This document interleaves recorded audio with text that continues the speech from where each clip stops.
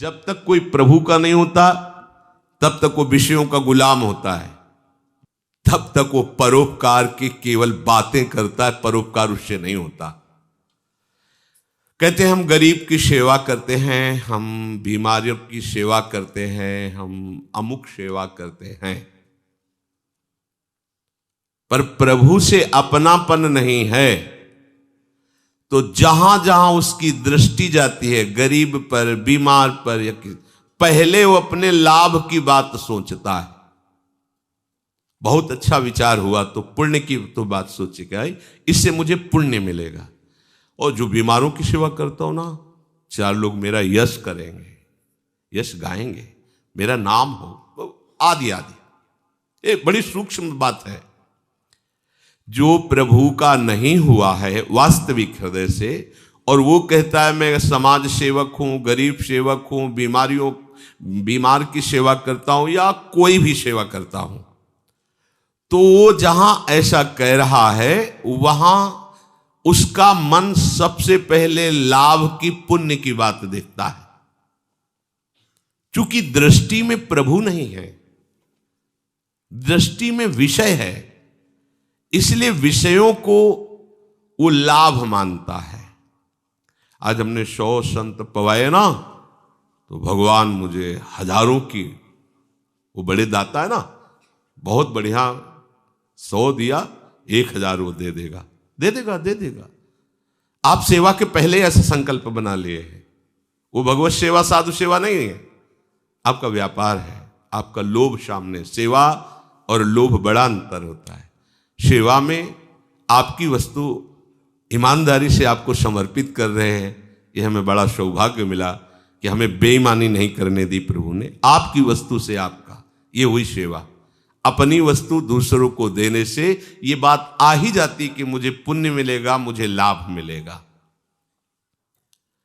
जो दूसरों की सेवा करना है, दूसरों के लिए जो आपके पास वस्तु है उसे समर्पित करना है, वो अगर तुम्हारे हृदय में प्रभु के प्रति अपनापन नहीं है तो आप करते हुए भी वो नहीं कर रहे हैं। उसमें लाभ की भावना, उसमें पुण्य की भावना, यश कीर्ति की भावना, हमारी बुद्धि के भ्रम से हमें ऐसा महान लाभ प्राप्त होते हुए भी लाभ वो प्राप्त नहीं हो पाता। क्या महान लाभ? यदि हम किसी बीमार की सेवा कर रहे हैं और हमारे अंदर ये भाव कि मेरे प्रभु इसके अंदर विराजमान है, ये तो मुझे सौभाग्य दिया गया है कि मैं सेवा करके अपने आप को पावन करके प्रभु को प्रसन्न कर लूं, बात बन गई। पर हमें भ्रम हो जाता है, मैंने पैसा दिया, मैंने शरीर से सेवा की तो भगवान हमें अमुक देंगे या हमारा पुण्य होगा, 4 लोग यश करेंगे। हमारे पास इतना धन लगाया तो और धन आ जाएगा, और लाभ आ जाएगा। 4 लोग कहेंगे देखो गरीब की सेवा की है, बीमारों की सेवा करते हैं, ये तो बहुत पवित्र आदमी है। तो हमारी बुद्धि भगवद आसक्त नहीं है, विषयासक्त है। तो हम भगवान के दास नहीं हुए, हम विषयों के दास हुए। हम प्रभु के नहीं हैं, विषयों के हैं। हमारी बड़ी वृत्ति खराब होती चली जा रही है। हमारा प्राय भाव भगवान की वाणी के अनुसार नहीं बन पा रहा है।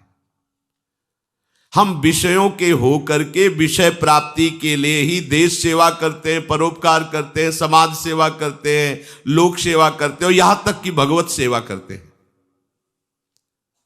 घर में मंदिर है, थोड़ी देर पूजा पाठ किया या नौकर लगा दिए, बड़े बड़े मंदिर घर में बना के धनी मानी लोग, और उसका फल यही है कि हमारा धन सुरक्षित रहे, धन बढ़े, हमारा यश सुरक्षित रहे, यश बढ़े, आदि आदि। भगवत सेवा भी हो रही है, भगवत सेवा साधन हो गया और साध्य हो गया विषय, जगत, संसार। ये सूक्ष्म विषय है, अंदर का विषय, सफाई पेश करने की बात नहीं, अंदर से देखो।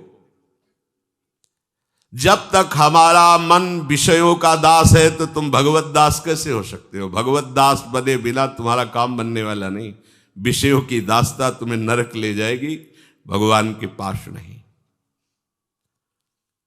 जहां हम किसी की सेवा करने का अवसर आता है, वहां हमारा मन देखता है कि हमको इसमें इतना धन देना है, इतना समय देना है, और इतना धन इतना समय देने के बाद हमारे को लगभग कितना प्राप्त हो जाएगा? कहते 1000 गुना तो प्राप्त ही हो जाएगा, पुण्य तो बनेगा ही, क्या सेवा बनी। यदि हम अपने जीवन का उत्थान चाहते हैं, प्रगति चाहते हैं, अध्यात्म उन्नति चाहते हैं, तो भाव बदलिए। जो भगवान कह रहे हैं, जैसे हम अपने शरीर की सेवा करते हैं तो कोई पुण्य लाभ होता है।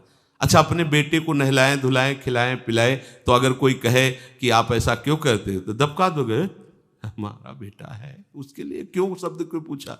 नहीं, पुण्य लाभ नहीं, मेरा बेटा है, क्या पुण्य लाभ? ये नहा धो के खवा पिया के छोड़ दिया, खेले हंसे कूदे, ये सुखी रहे, आनंदित रहे। ऐसे ही भक्त पूरे चराचर जगत को ऐसे देखता है। ये भोग वासना जो आपके अंदर बनी हुई है, जो विषयों का दासत्व बना हुआ है, तुम्हें प्रभु का दास नहीं होने दे रहा है। इसकी कसौटी है। एक तरफ हमारे सामने प्रभु है, एक तरफ विषय है। आप विषयों की प्राप्ति में प्रभु को चुनते हैं या विषय को? देखो, चुनना, ये एक तरफ प्रभु, एक तरफ विषय संसार।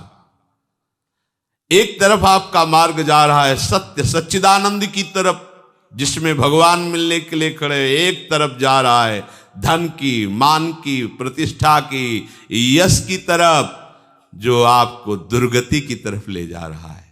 स्पष्ट महापुरुषों ने जो देखा है उसका वर्णन करते हैं।